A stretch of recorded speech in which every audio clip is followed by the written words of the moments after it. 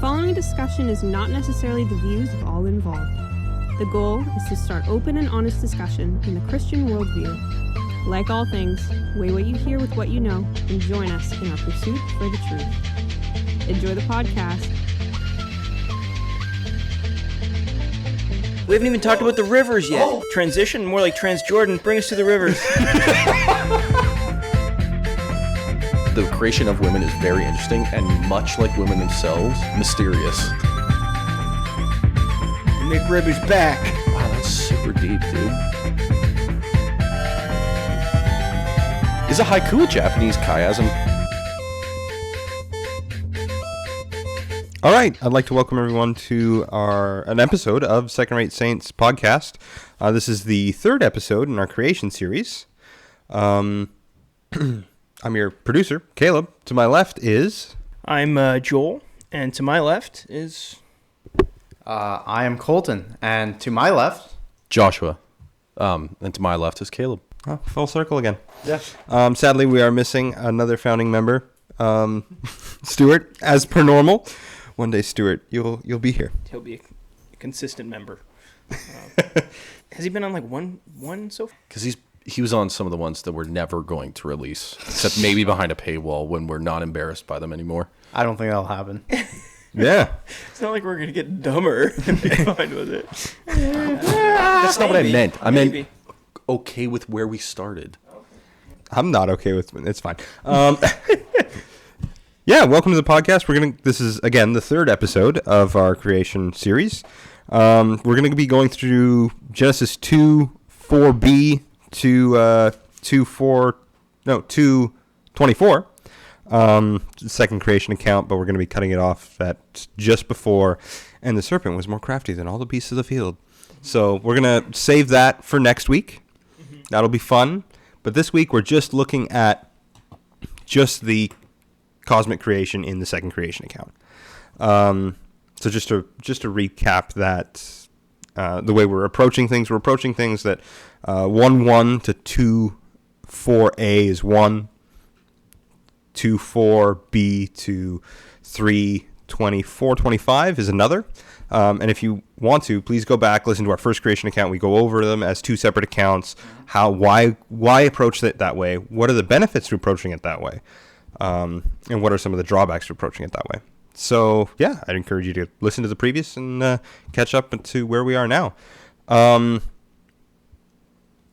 Yeah, we're not doing a what have we read, so I'll just get right into the summary of the text there. Mm-hmm. So, like the first creation account in 1:1 to 2:4a, God is the sole author of all material life, but in this creation account, it fleshes out that idea and makes it more personal. God's creative efforts in the Edenic account are more explicit, descriptive, and more personal than the previous. Like he forms, he breathes, he plants. It's more like a hands-on than just the thing, do the thing. Right. And the stuff pops in. You would say somewhat more personal, more involved. Yeah. In the first account, you're seeing the power of God. This one's you're seeing kind of the personality of God, right? Like how he's going to interact for the rest of Scripture as well. Yeah, because he forms the actual animals and the dust into the shapes that they are, right? He plants the plants to grow, that type of stuff. And we're going to get into breeds as well. Furthermore, both nature's aesthetic beauty and riches are tied to God's intentional agency. One of the things with the rivers as he goes the rich minerals that are associated with those rivers are tied to God's creating power. The forking river of the garden flows out and gives life-giving effects to all of God's actions and presence. We're also going to get into the river account. I'm looking forward to that. Well, the identity of the first two known rivers are shrouded in mystery. We know where the other two come from. We're going to talk about what that's related to with Mesopotamia and the Fertile Crescent. What are the names of the four rivers? Mm-hmm. Oh, the Tigris, Euphrates, the Piscine. No, that's French for pool. Second, Pishon. Gihon, Pishon, and Tigris and Euphrates. Mm-hmm. when it gets into God's creation of humanity, humanity's role and relationship with creation, much like actually in the weak account, the previous account, the Edenic account also has this role given to humanity. They're told to work and to keep it in 2:15. More than that, Adam is invited to participate in God's creative endeavor by naming the animals. And so there's a weird parallel between the first account and the second account where God uses speech to bring objects into being. And Adam uses them. Adam does a very similar thing where he names them, showing he has authority over them. Yeah. Which is a big thing in the ancient Near East, right? Huge. And it's actually, and we'll get into this later on as well, women is purposely not listed with the animals because she comes after all that. And her origin is to emphasize Adam's need for her and her equality and in both her role and worth with Adam. Finally, God places Adam in the garden and explains his provision. You may surely eat of any of the trees of the garden, to 16b, but he commands Adam with the following prohibition, but not of the tree of the knowledge of good and evil. You shall not eat. To 14b. As such, the Edenic presentation of the creation of the created order is that of subservient to humanity, male and female, and to be preserved and tended by humanity. And like that's kind of the context in which then Satan slithers in 3:1. That's the opening. Yeah. Yeah. It's important also to note that this is actually, we're only covering over the first little section of a chiasm that's going on between 2-3. We're going to bring it in next episode because the actual center point of that chiasm is in chapter 3. For chiasms who don't, just a precursor, chiasms are like an arrow point in the literature where there's corresponding both ends, and when those two ends meet in the middle of the story, that's the important bit of the story. And so there's a chiasm linking Genesis 2 and Genesis 3. Right. And we'll get more into that. But, yeah, in the quick overview, what stood out to you guys? The creation of man is always interesting. It's always... Everybody kind of has this desire at different points in their life. It's like, where am I from? Or like, what am I? Okay. And it's I think that's why Genesis is so captivating in everybody's mind, why it causes everybody to argue about the creation of the world, because everybody wants to know where they came from. Absolutely. Everybody wants to know what they are. What they are and their purpose. Yeah. If they have a reason to exist, or are the nihilists correct? Right. And so hearing how God created man in this story specifically, because in the first one, he kind of just makes them in his image, just says it, like you were saying. And it just happens. Just happens. This one... I've heard it said, like, the first creation account is like God creates the cosmic order of things. Yeah. It's more about God and the universe and humans in that universe. Yeah. Whereas the second is about God and humanity and how humans operate in the universe. Yeah. And so the emphasis is far more between God and humanity than God, cosmos, and humanity. Yeah. Okay. Yeah. Based off that idea, it's also interesting that one of the things that stands out to me is the seeming contradictions between this and the first creation account. How man was created before the fish and the birds and all that, witnessing creation as it's occurring, as well as the fact that women is not made at the same time as Adam kind of idea. I say seeming contradiction. We talked about this a little bit last time. Yeah, and then more explicitly the time before that. Yeah. This is why we say they're two different creation accounts as well. One of the big reasons is because there's seeming inconsistencies, but it's giving two different perspectives of a generally same event. Yeah. I think my takeaway was probably the first thing that isn't good about creation. He saw man was not meant to be alone, kind of a thing. Mm-hmm. And that's like the creation of man, and that we have the image of God in us, and that's great and that's wonderful. But it's the relational nature of humanity. Absolutely. Highlighted in the first instance of humanity. It's like it's immediately not good for us to be alone. Which is weird when you parallel that with the fact that Cain building cities was seen as sinful. Right? So there's this back and forth of like, how much relation is too much relation? Interesting. I know that's not what he's trying to say there, but I've also been like reading on ancient Mesopotamian cities, and to see that there was always relation needed. There's Interesting. that actually plays into the cosmic temple stuff. Well, Cities then, and ancient Mesopotamian can we stuff. hop off from here then? Or? We can, or I think in order to, if we want to follow our outline, we can go into. Someone brought up something with humanity. Humans are actually, Colton brought this out in his papers on Ecclesiastes. All living things share the breath of God. Ecclesiastes 3 specifically says, for who knows if the spirit of the animal, the breath of the animal, or the breath of the man goes, or the spirit of the animal goes down and the spirit of the man goes up. The same word here being used is breath. Yeah. I think it's actually in the Bible Project where he brings up that the idea of God giving breath, this animating life. They use the word, but it seemed like they were uncomfortable to use the word energy or spirit. Yeah, he kind of just wanted to stay away from that because of the whole vibrations in the world. Yeah, use your crystal. Yeah. But there's this like life is borrowed from the ultimate source of life. Your life is gifted to you Directly from the source. And they also relate that to the idea that like the way the Jews would have looked at the world as being much more mystical. Of course, that the wind in the air was spirit. What like when it says God comes in the cool of the day, because they can hear it in the trees. This animated moving force. Yeah. And like when you breathe in and out, you're continuously taking in and expelling. Well, that goes specifically why in Acts Christ the Holy Spirit comes with a rushing wind and fills the upper room. It's a theophany, which is a physical manifestation of God. And Ezekiel, the dry bones, the wind of God comes into the valley and brings life to the. Yeah. Well, and the very same, just the idea, if we're going to be going with life is what gives wind and spirit, same word, is what gives life. That's also the initial thing that hovers over the deep.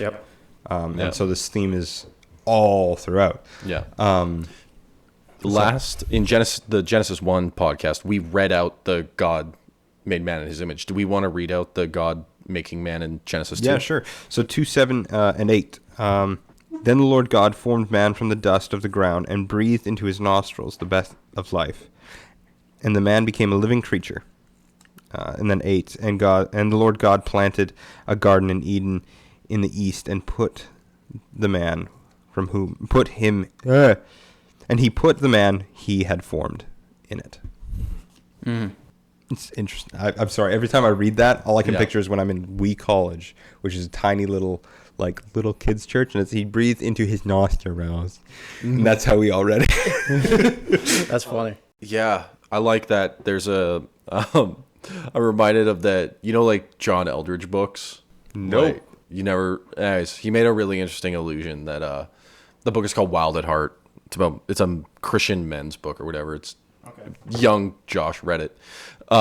Most of it I don't care about anymore. But he makes this really interesting point that he just sits you with it of like the man was created outside the garden and then put in it. Yeah. It's an interesting thing that sticks out to me as well. Yeah, but the woman was made inside the garden. Yeah. Yeah. I don't know. So Gilgamesh would say, any man living outside of a city is not a man at all, but a beast. So is God placing him within an organized system, making him truly a man rather than a beast, and setting him apart in that way. Wow, that's super deep, dude. Because that's where the guy went with it as well. Oh, really? You can also link that with cosmic temple stuff, because if Adam and Eve are seen as the priest representing the created order, they would have to represent the animals, all of created order, and be that in between part. Because what he put in it, the way he was discussing it, was that men have this like a bit of untamed nature to them. He was taking it further than that, but like this idea that like he was trying to draw a bad illusion that there's the reasons why men aren't like domesticated is because That's funny. it's really funny, but like it's a really bad adaptation of what you're saying. Yeah. Which is like we are animals. We have animal cells. Yeah. Right. Like we function the same as animals. There's the lizard do. brain. We look like apes because we are apes, right? But like, Yeah. right, whether or not we're derived from them evolutionarily, we still we still look like them. We share a vast amount of. Yeah, we look like apes and not like other animals. Look in the mirror. Oh, yeah, If anyone wants to know what Josh looks like, yeah. Just look up a picture, chimpanzee. Oh no, but anyways, but it's just like it's because we're animals. It's interesting that, like you're saying, he extracts us from the animal kingdom and puts us in the garden. Well, I mean, maybe that's the entire point of this narrative is differentiation from the common beast and being created as a sub gardener with God Well, or a sub creator. that would be further confirmed Yeah. in the now name the animals. Yes. Yeah. Given the authority of God almost. Yeah, and I messaged you about this. You already knew it, of course, but it came to me. Was the like God in Genesis 1 names things, and when he names them, it differentiates them, like the classification of the object separates it from the other things. He separates the land and sea and calls the land Right. the earth and the waters the sea, right? And it separates them, the day, night, and the darkness. The day, light, darkness, night. And now man is naming these animals the way God names aspects of creation, and in turn it makes them the animals, and now they're a bunch of different species of animals. The naming of them separates them from each other. Okay. Interesting. One of the other things I was going to mention is that Adam, I don't know how far into this topic we want to get to now, but the idea of man and woman is that man, Adam specifically, is mentioned to have the breath of life fill his nostrils, but Eve is not. Eve is taken from the living creature that already exists as part of him, which is significant, and we'll talk about it a little bit. But I don't know. I find it interesting that Eve was made both after the naming of the animals, after the authoritative stuff of God. I'm not putting any prescriptions on that, obviously. But also that the breath of life isn't mentioned with Eve, although it is implied. Well, I think personally, the reason why Eve is made, let's just go full blown into the creation of Eve stuff. I think specifically Eve is created after the animals, after Adam has exhausted all the other potential partners, because it explicitly goes that he's like, hey, it's not good for you to be alone, find a partner. And God gets him to name all the other animals, the things that he has dominion over. And he's like, oh, there's no one there. Right. Anyway, sleep time now. Makes woman. Rib out of there. Or side. Yep. Well, that was Gets yeah. yeah. Won't get into that yet. He takes that and then wake up, boom, women. What you look so excited, Josh? Tell me. Yeah, no, I'm having one of those Josh moments where I found an allusion to another piece of text. See, I was going to bring this up too. I know what you're going to say. Abram and the covenant, he was put to sleep, and then God does it, and then provides him help, the sacrifice, like where the covenant. where the burning chalice goes through the Yeah. okay. No, but God provides the answer to the problem by putting the man asleep, does the thing, comes back, problem solved. What part of Genesis is this with Abram? Uh, I can't remember. Genesis 24 or something like Yeah. that. Isn't it? Okay. It's a very interesting part. and so it would fit that the author would revisit the same theme. I want to explore that further when we That's talk interesting. We'll get there, yeah. when we go into our patriarch stuff. We're going to get there. Yeah. Interesting. The thing I thought you were going to bring up was the whole, because Caleb, you mentioned it's the rib of Adam or the side. Mm-hmm. I do like the because I've seen this allusion drawn in many youth groups kind of ideas, the ancient Greek idea of like men and women were connected and that God split them apart because they thought they were too powerful. You've heard of that, right? I've heard of that, but actually, if we're going to just bring up ancient Greeks, the overwhelming ancient Greek opinion of creation of women. And this would be the polemic account of this, is women were a curse on mankind. So, what is specifically the polemic in so Genesis? it wouldn't be a polemic to the Greeks, though. It's not contemporary.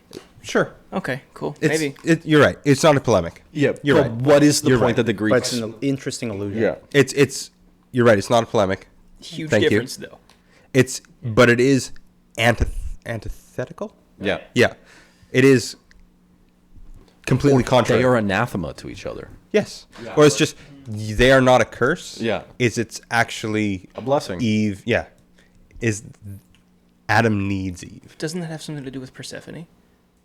Yeah. Yeah. I don't want to. Okay, sorry. We're going to do a Greek episode. No, we won't. Probably not. Maybe. I don't Who know. wants to get into Greek drama plays? It's like one episode where we just don't bring up the Bible at all. Yeah, and we're going to get into polemics later on. But it sucks that like culture and 2,000 years of history has made it. I mean, all of human history has made the divisions and the ability to read that passage so difficult because of how men and women have fought each other over time, and how cultures have viewed each other, and how the Bible discusses the relationship between men and women. And then we see this, and we come into that few verses with so much baggage of like, what does it mean that the woman's made after? What does it mean that she's made from? What does it mean that they're helpers? What is it? To me, and it's going to get in there it's going to be big in chapter 3 again when it comes up later. Yeah. It appears as though Genesis 2:3 on the commentary on men and women appears to be specifically attacking the idea of men dominating women. Oh yeah, it's definitely saying it's bad. Specifically saying that's not what you're supposed to do. That's not the created relationship. Part of the bad, of the new world, Yeah.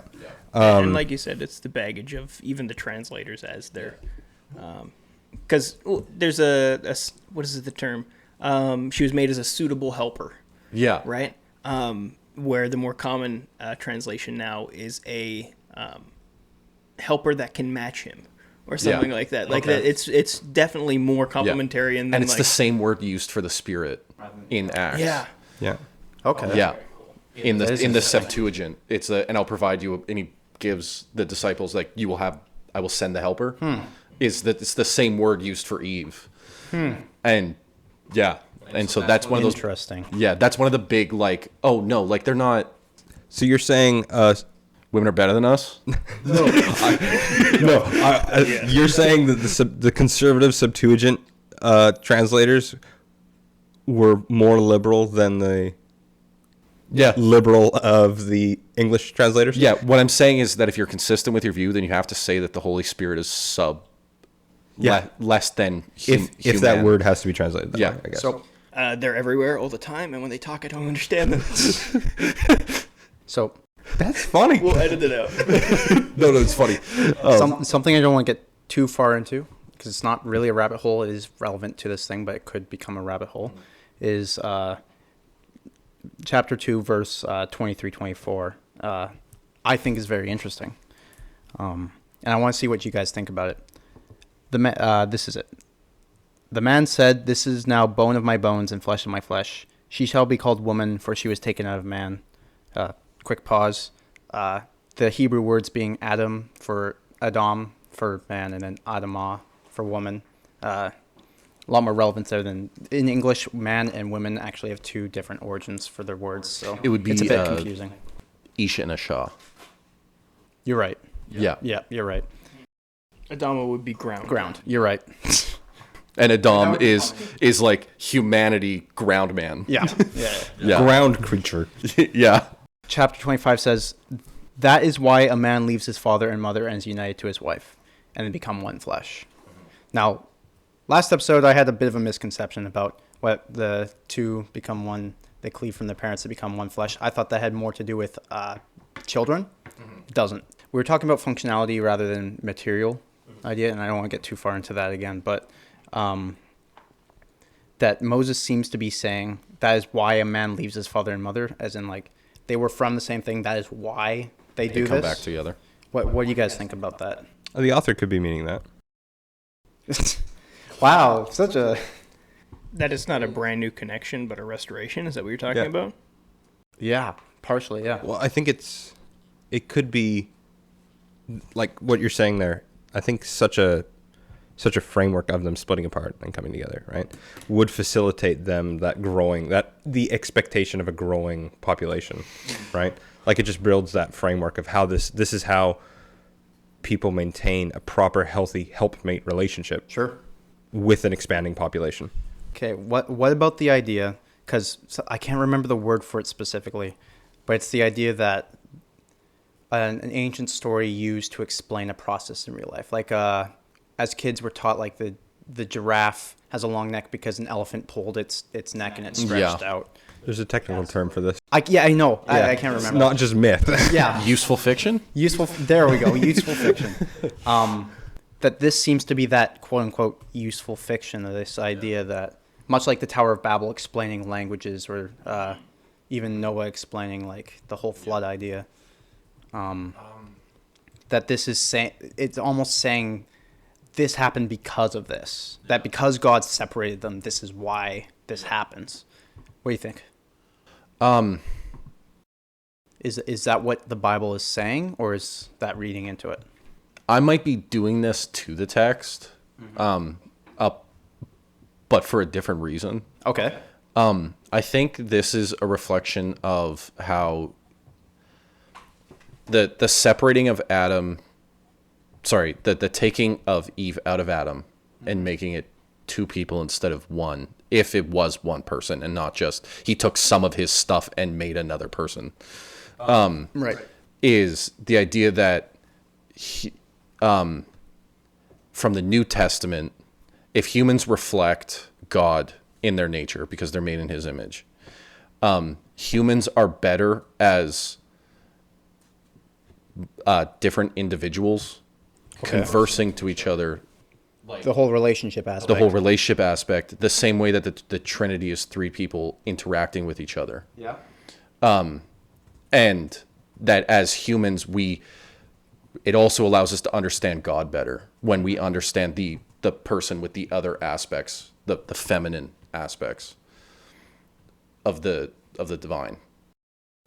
Interesting. Okay.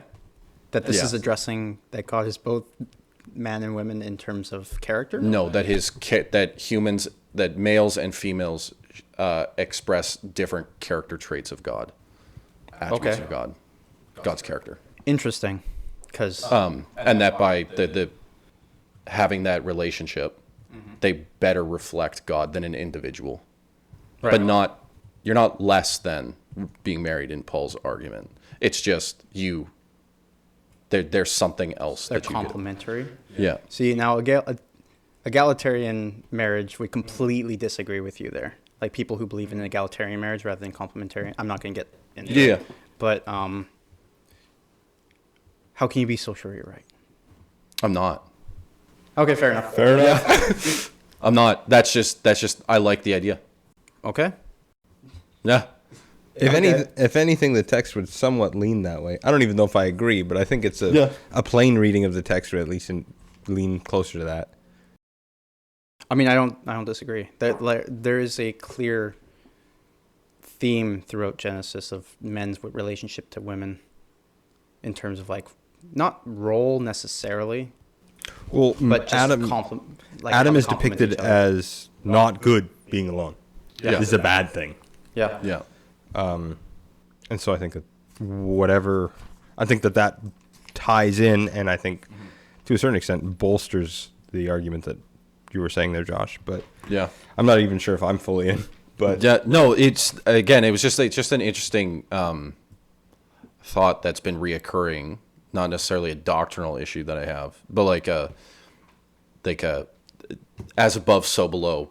Humans at their as they're supposed to function is a multiple persons interacting with each other, Like you said, much like the Trinity. much like the Trinity. Okay. That they express the way God loves the different persons. The Father loves the Son, the Holy Spirit, the Holy Spirit, the Father, and all that. The interconnected love between them in that relationship. The same way the man loves the woman and the woman loves the man, and then they love their children and blah, blah, blah, blah. This kind of gets into a little bit of what we were talking about last time with the image of God in chapter 127.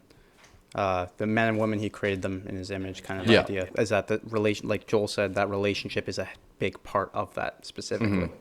Yeah, no, it's interesting. And women's creation is kind of, well, I don't want to get too far into chapter 3, but it is paralleled with the ideas and flips with The chiasm does come into play. It's interesting. The creation of women is very interesting, and much like women themselves, mysterious. The McRib is back. Thank you for your comments, Joel. I could have fallen asleep. Man, this is a really choppy our topics, because the next topic that we skipped over just for the smooth, for talking about one topic into leading into another, but now I don't see how I can bring this back other than do this. Someone doesn't have the docks open. No. It's fun because like a river, our topics are choppy. Oh man, that We doesn't haven't even flow. talked about the rivers yet. Oh, what? What are you talking about, dude? Anyway, Transition, more like Transjordan. Bring us to the rivers. This went perfectly. Golden. Yes. You tested me on the intro. Uh-oh. What are the 4 rivers? Pishon, Gihon, Euphrates, and Tigris. Good job. Here's a golden star. Not only did he say them, he said them backwards. I don't care. What? Did I? Rivers don't go backwards. Continue. Okay. I think I brought it up a little bit in the introduction and the overview, where it's like, so out of the garden, there's one river that flows, and then it actually splits up into those 4 rivers, 2 of which take up 2/3 of the Fertile Crescent. The Fertile Crescent, as That's where France was founded. no, Just being frank. Oh my god. wow. But in that section between the Tigris and the Euphrates, there's actually 600 miles of rich, reliable agricultural ground. Yep. Normally, when it is When you dredge it properly. when you drench it properly, and when you have irrigation systems, which during that time those people did. Warfare even went around the irrigation systems Because it was so valuable. Because it was so valuable. Because that's why you took land there. Yep. And so one of the reasons why you see certain parts of civilization develop faster and otherwise is that area around the Fertile Crescent actually developed relatively, pretty It's fast. because of the mud. That's it. Yeah. It's all just mud. Yep. All they had to do was bring trees in, light up a kiln, and boom, city of Uruk. There you go. And that relates to the polemics later on. Anyways. Yeah, foreshadowing for something we're not doing yet. Polemics That's, down. that's what foreshadowing is. Yeah, so Tigris and Euphrates. There are 2 other rivers, as Colton mentioned. We don't know where they are. They are not listed. I do. John Walton and Some other some other scholars in actually IVP's Bible background commentary, they have hey, we might know where one is, but actually, as Joel mentioned, D.A. Carson's just no. And so scholars debate on these 2 other I've rivers. heard multiple different. I was trying to do research, and the only line they had on the last 2 rivers was finding them is impossible. It's we don't know. Yeah. The largest one I see for the Pishon is the Nile, but like we talked about a little bit before, that might not even be true. So these 2 other rivers, they're not there. Yeah. And if you look at a map, there's only 2 of the 4 rivers named on Earth. Yes. Okay. Yeah. So the Bible's wrong. Yeah. Okay. I have also heard that the other river, the Gihon, or whichever one, the other river that's not the one that runs through Kush, could have also gone through from Armenia to Anatolia-ish area. Yeah. That's what I've heard. Again, This is mostly speculation. Yeah. Tigris and Euphrates, we know where those are. They still exist today in Iraq. And it really sets the scene for being in Mesopotamia, being on the Fertile Crescent, and it's pretty clear where we're at. The birth of nations. It's also, it just associates the idea that the garden, the source of life, right? Yeah. from the place where God visits humanity, the place where the author of life visits his living beings. Yeah. Out of that flows the most fertile rivers, the sources. Birthplace of civilization. Yeah. Yeah. Sorry. No, what were you- continue. I was going to cut you off. Oh, unless people want to talk about the rivers more, can I talk about Cosmic Temple? You mean Ezekiel's Didn't temple? we have Elijah's a temple? point about the rivers based on? Yeah, in the polemic section. Okay, never mind. Sorry. Well, the rivers. Oh, no. There's the dried riverbed that runs from Medina across Saudi Arabia over to the Persian Gulf, which lands near where the other two rivers land, and with aerial footage, like satellite footage, and geologists that study sand and desert movements, you can find a dried riverbed that runs through there. Is it that one? Maybe. Fair enough. But there's a riverbed that runs that big, and it's huge, and it's dried.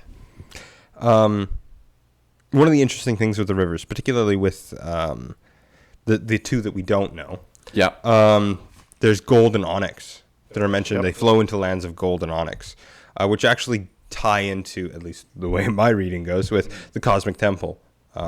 Significant specifically with... What is the Cosmic Temple, Caleb? Well, if you listen to our last two episodes, you know it as well. It's the idea of the... I didn't listen to them. It's presenting... It's the idea that Genesis 1 to 3 is... There are massive illusions, and not just illusions, there's certain things that are just on the nose, of relationship between Israelite understanding of what a temple is, how a temple functions, how the temple is the dwelling place of God, what is humanity's role as priest in that section, and it's that presentation of all of these terms that they understood related to their temple is built into God creating the whole of the cosmos as a totality, and it's not just Israelite themes. Israelite themes are more prominent in Eden, Edenic account. Okay. With their temple stuff. There's more ancient Near Eastern cosmic temple themes in the first creation account, which if you listen to those, you'll actually see those. Just to be clear, when you say Edenic account, you're talking about the we call the Garden of Eden. Yeah, the creation account in chapter 2 to 3, right? Yeah. Yeah. I'm just double checking. Yeah. Clarify. And so there's a couple reasons why you would see the Cosmic Temple stuff going on. Just starting off with the rivers, just because that's what we're talking about. The gold and the onyx are associated with the priestly garments in Exodus 25, 7, 11, 14, 31. They're also, the rivers flow out of the heavenly temple in Ezekiel, and I think there's even some in Revelation as well. Well, I'm getting there. Elijah. And then in Revelation, there's the new city, New Jerusalem, and rivers flowing out of that, and the even richer, even more refined gold, onyx, and the rich materials, and the multiple trees of life that line the river, not just one at its source, which is replaced by Jesus, but yeah. Full upgrade. Yeah. Just better in every way. Yeah. Yeah, so there's connections with the eschatological or even heavenly temple, which the earthly temple was supposed to be a mini representation of in Israelite thought. There's also some instances where it's like the rivers flow from Mount Zion, which is heavily tied to even the in Psalm literature. And so obviously they look at Mount Zion, they see the temple. There's no physical rivers flowing out of it, but they go, no, the rivers of life, the source of life flows out from the presence of God, which is on Mount Zion in the temple in Jerusalem. Yeah. Right. Not to add a little bit in, but for clarification, is the idea of the waters that are the thing that bring life, is that from Egypt or from Mesopotamia? That idea. Both have that. Sure. Right. Yeah. It's a common theme, not just in ancient Near Eastern stuff. That's in. I'm actually, Josh. Yep. Spur of the moment. Does Aztec cosmology have stuff on? Because that's what you're reading. Yeah. their stuff about rivers is less like rivers are, I think, seen as like cross boundaries. So they have specific boundaries with like living beings, like the gods in the sky, the fish and the stuff live in the waters, and humans don't go there. Interesting. You just don't. Humans are the land creatures. It's interesting because their capital is built on a swamp. Yes. Yeah. A whole lake. Yeah. Yeah. Yeah. And rivers were seen as like the, I believe, the boundary crossers. Kind of Interesting. like their Quetzalcoatl, the one god of the sky and land. He was seen as the one that crosses boundaries. Well, I know in Roman and Greek, which borrow heavily from ancient Mesopotamian, more specifically Greek than Roman, Okay. rivers are seen as a source of life. But the reason why they were seen as a source of life in the ancient, especially in Egypt, but even in the ancient Near East and Mesopotamia, is if you don't have those rivers, you have dry, sandy, garbage Right. ground.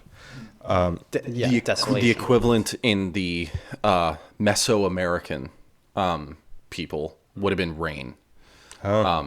Like rain is big with like Baal worship and stuff like that, but it's like, but that's because in the area of Canaan there's no major river. Like there's the little creek of Jordan, but it's like you don't see as much rain imagery in Babylon and the Egyptians in the Nile. It's the river is the source of life, whereas the major god that they worship in Mesoamerica was Tlaloc, the rain god, the one who consorts with the water deities, people, and he brings rain for the people. Interesting. So Interesting. You could say that the without the rivers, you only have the tofu bohu of the desert, right? No, that would be actually no. Tovu Vabohu is talking about the deep. Although Tovu Vabohu is later then used for the desolate, uninhabitable wasteland that is post Assyrian sacking of Israel. Right. Making the sacking of Israel an act of decreation. Which is weird in their mind. Yeah. Yeah, and so like there's specifically in there's more tying with the cosmic temple.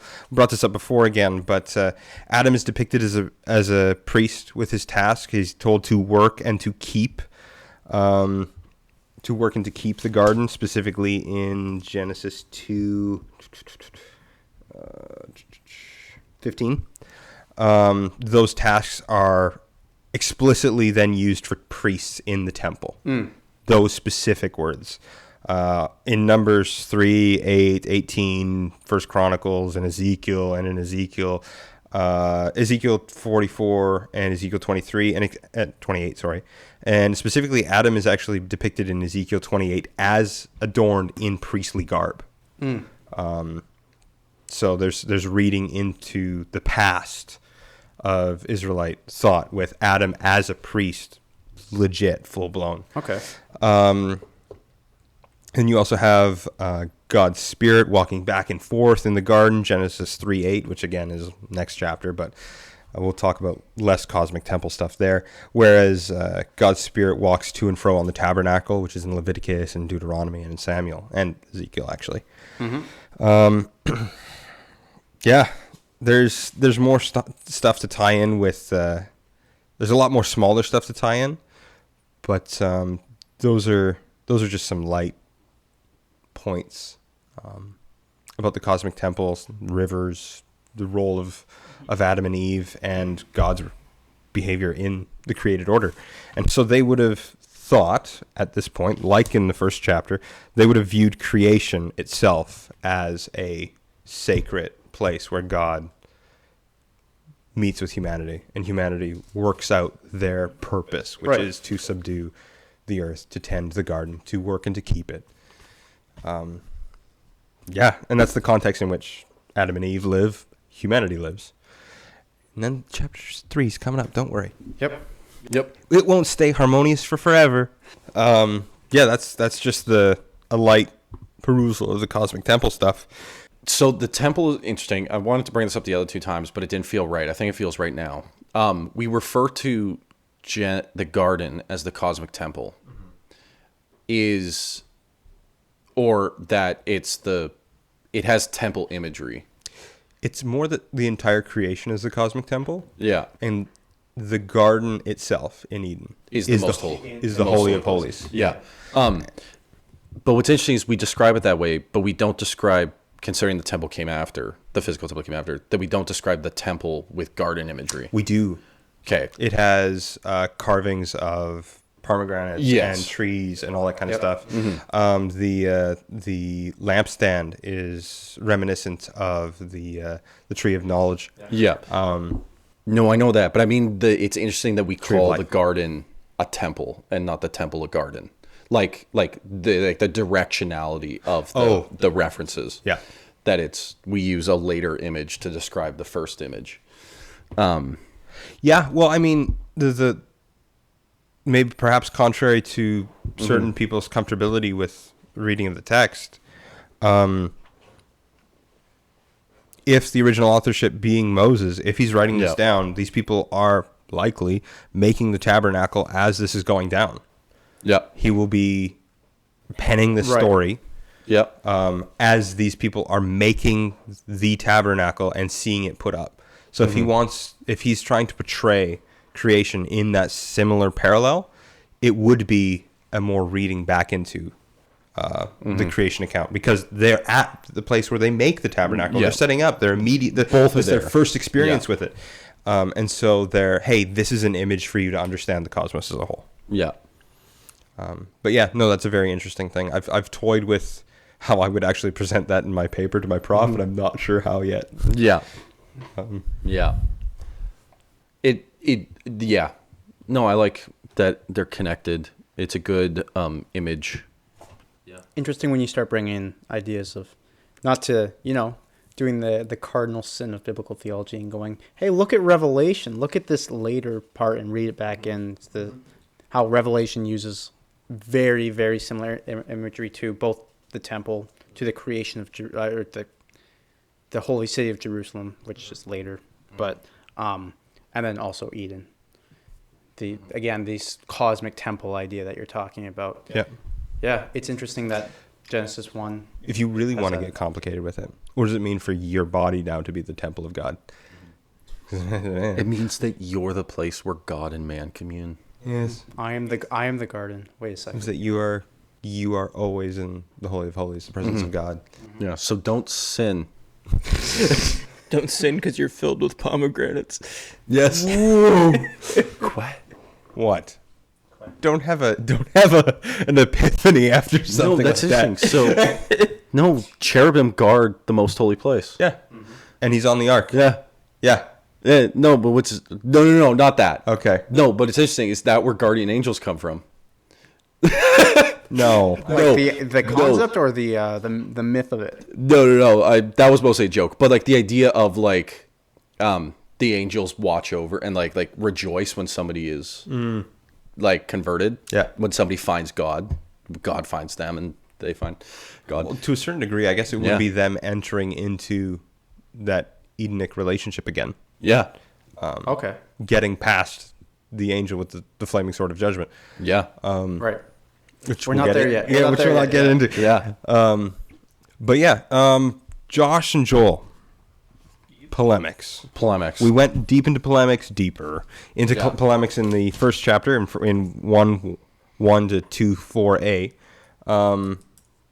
But there's also polemics in this one. If this is your first episode, a polemic is roses are red, violets are blue, my opinions are better than you. And you take somebody else's poem or their piece of literature and you replace it with your own whatever it is. You twist it so that it now says something positive about your side of the argument. It doesn't even need to be an argument. It's almost like parody with a purpose, you know? Mm-hmm. It's like it has not so much a mockery of the other side, but rather a reinstating of already acknowledged facts for the purpose of your narrative. Yeah. Yep. So if you can parse out what I just said there and apply that to this piece of text, Chapter 2, if Chapter 1 was referencing the Memphis creation story, commonly found in the Egyptian world. What's the first creation story? The Ogdode. The Ogdode. I always forget the name of it. And there's two others. There's the Hierapolis and the Yeah, those are variations Yeah. based off of city-states, though, so we don't really need to go off of those. Yeah.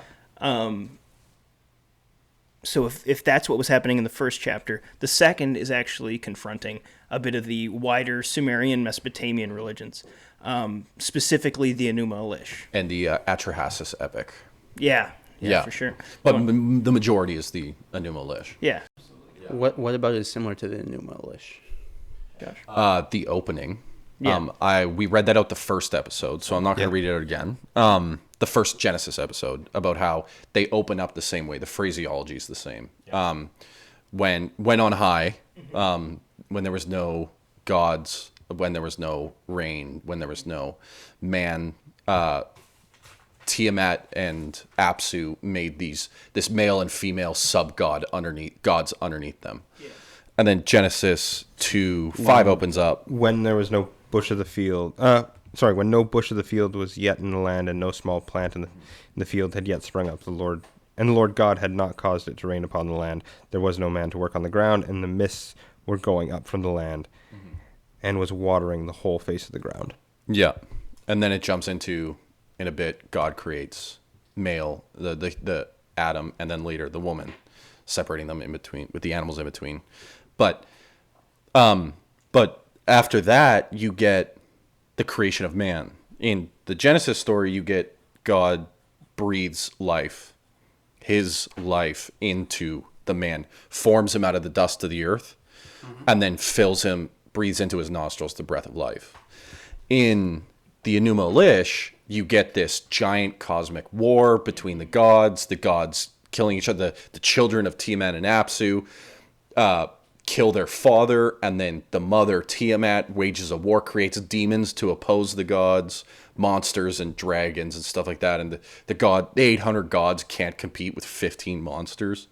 But then this one god named El has a son named Marduk, who he's super cool and it's better than everybody else, even though He speaks truth to power. That is the placeholder. He speaks truth to power, absolutely. Through a bow. Yeah. He uses the magic words. He's the insert for the cities. So a lot of times different cities, because we found this one in the library of Ashurbanipal, it would have been Marduk because it was his deity, like the deity over Babylon, right?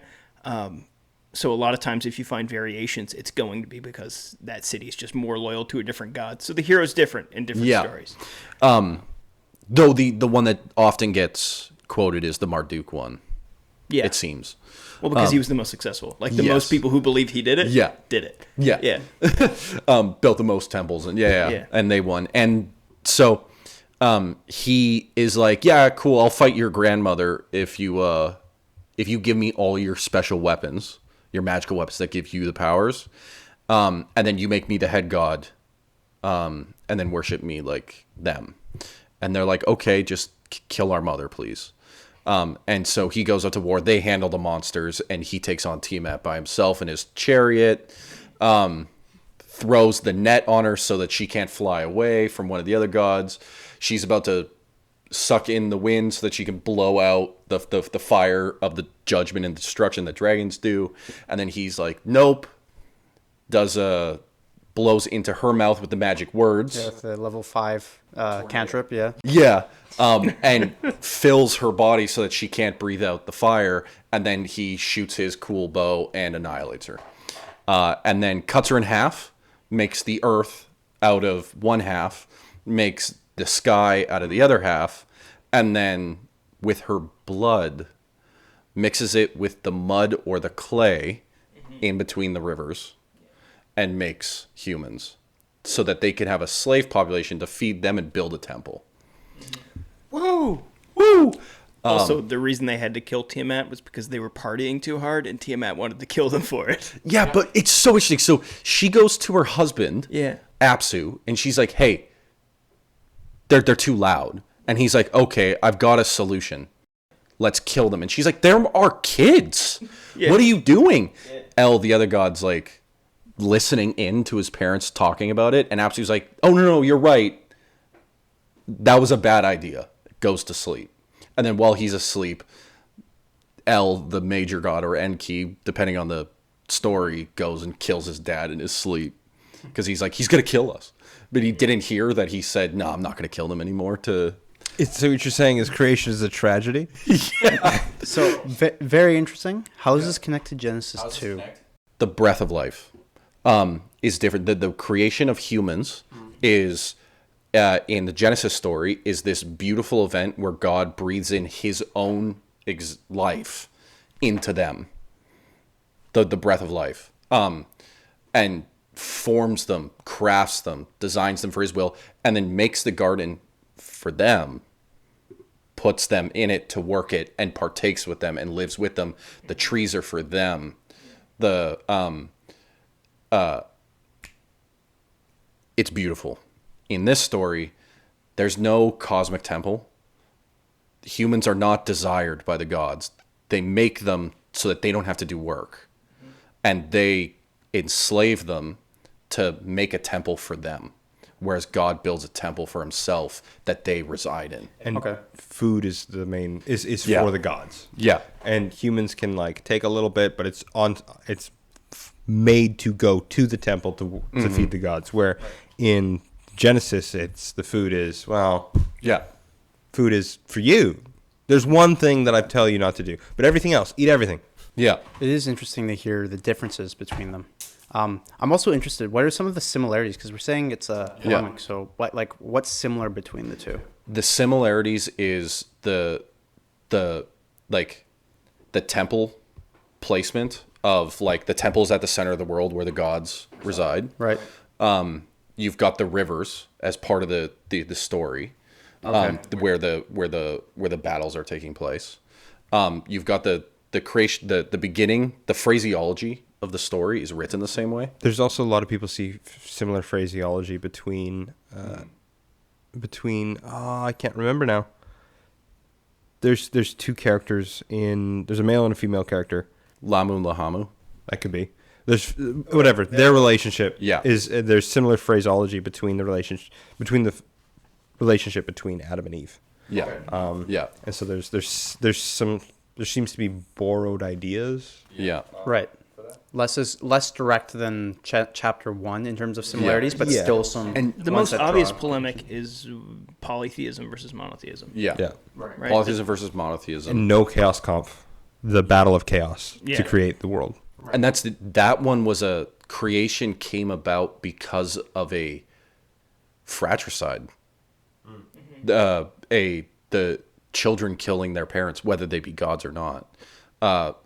Destruction of the unity between the chaos and the order god, Apsu and Tiamat. And the disruption of order, whereas this is a bringing about of order from a god who cares. Yeah, Right. it's like the blood of a dead god or the breath of a living god is like Yeah. another Right. huge Yeah. point of contention there. Yeah. Interesting, yeah. The food is for the gods and the humans make it for the gods, or the food is for the humans and the god made it for the humans. Right.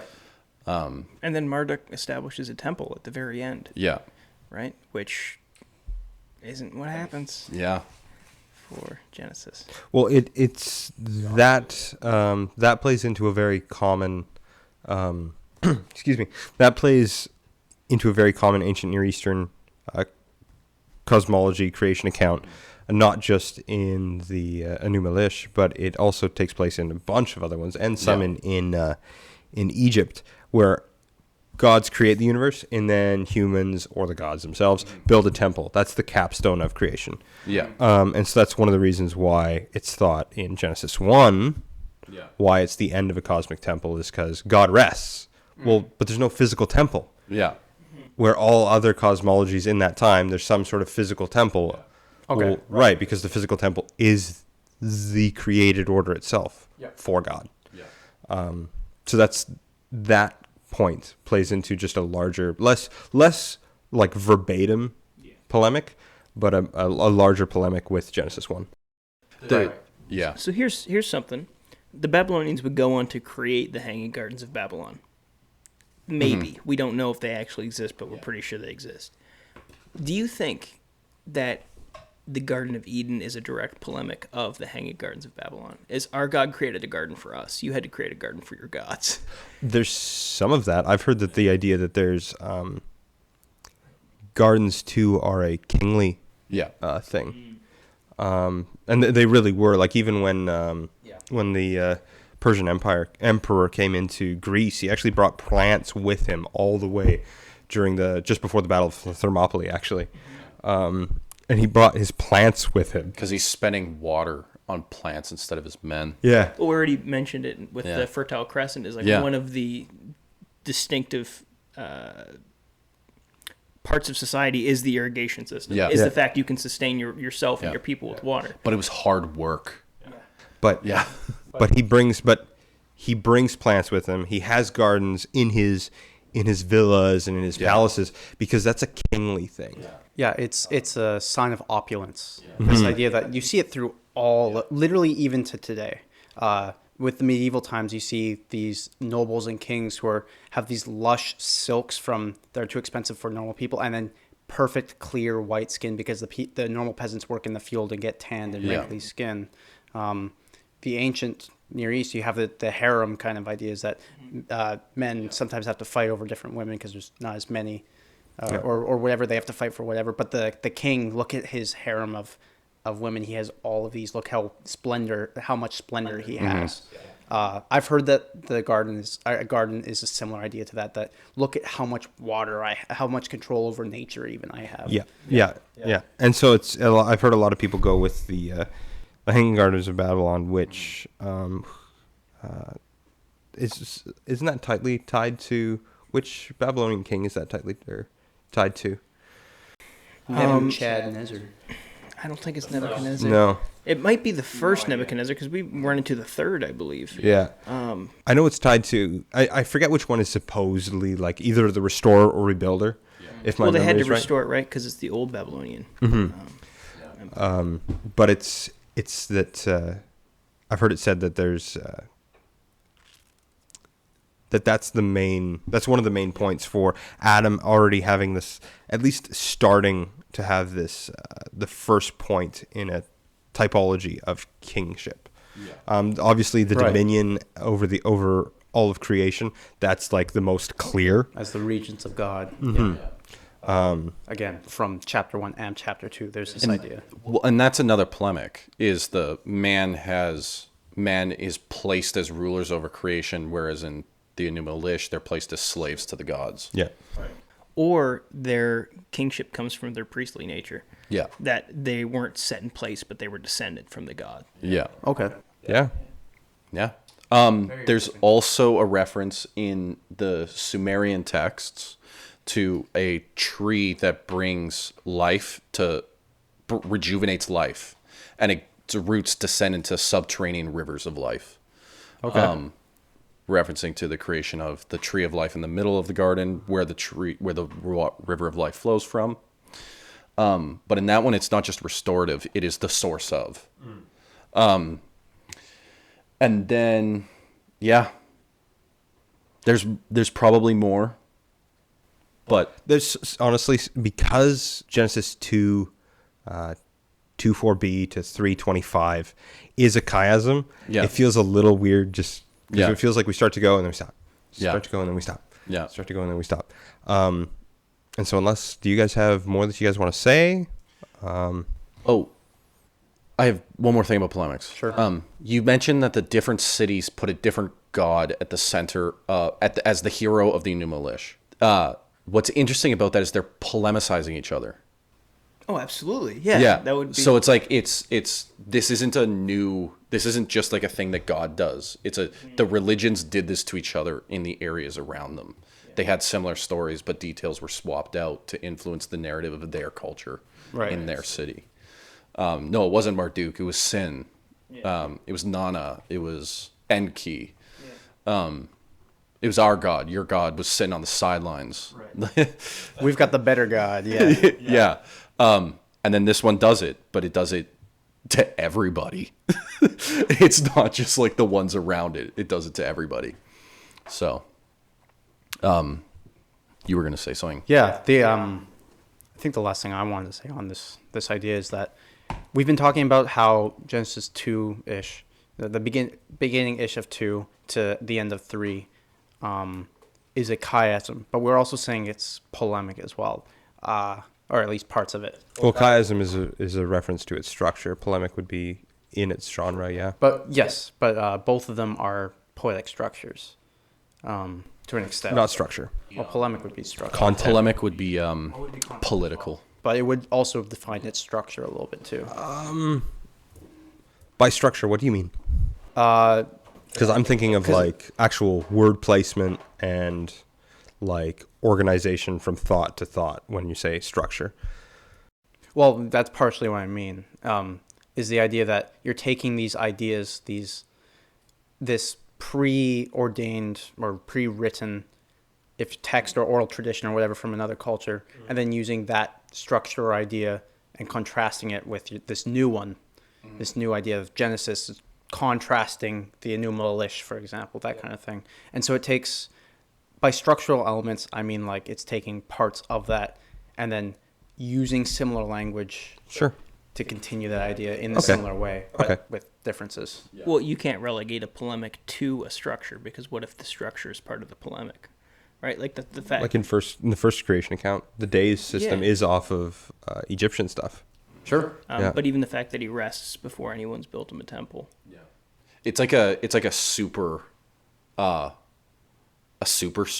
structure. It can take the shape of multiple structures, like different structures. It can take the shape of ideas alone. Like chiasms can be a physical thing that occurs where like the words are the same, beginning and the end. But then it can also be like in the Corinthian sense where it's the topics are chiastic. But the phrasing and the wording is not. Right, but at that point, it becomes, if it doesn't have the same structure, then it is basically its own thing.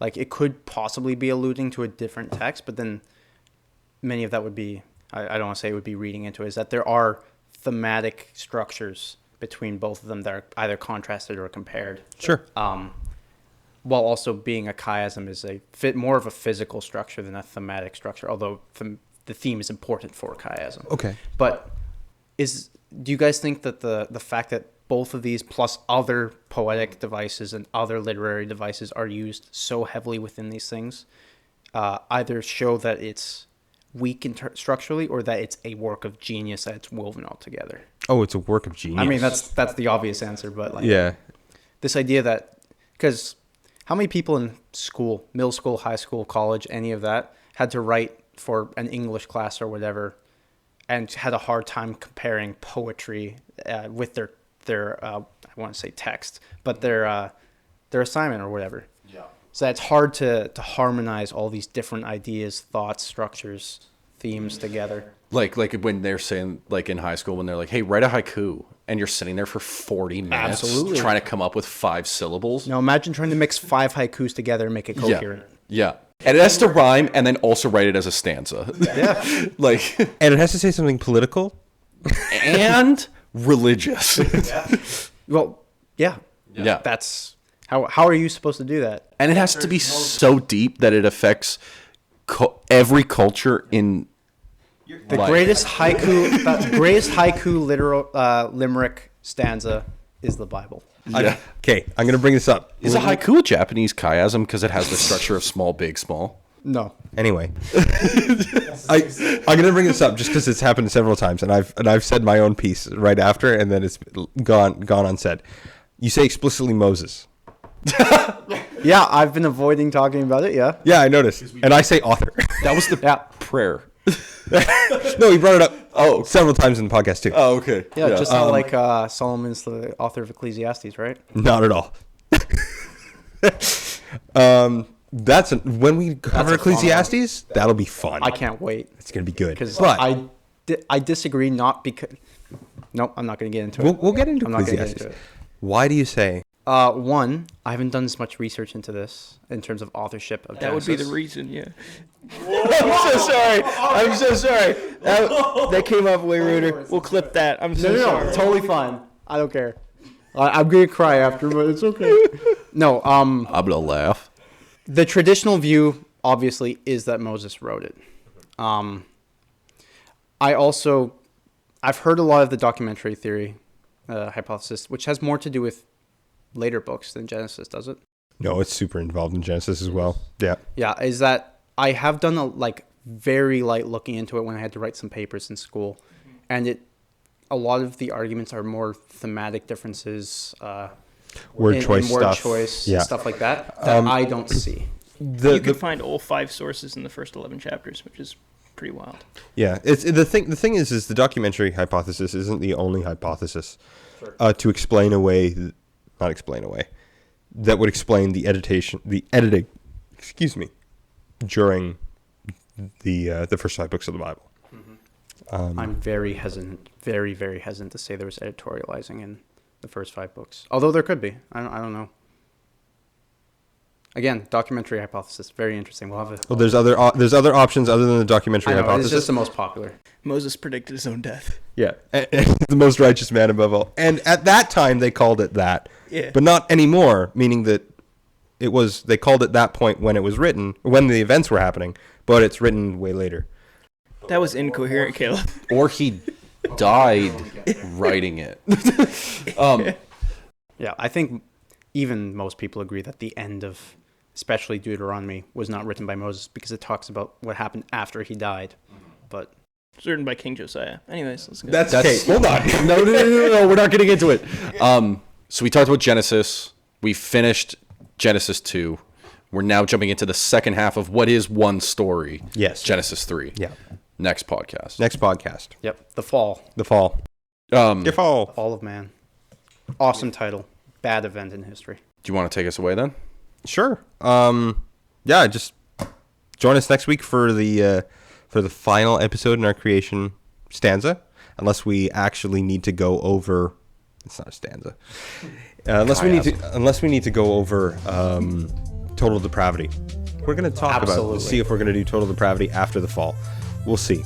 Or that could be the very last one. But thank you for suffering through this episode with us. I'll see you next week.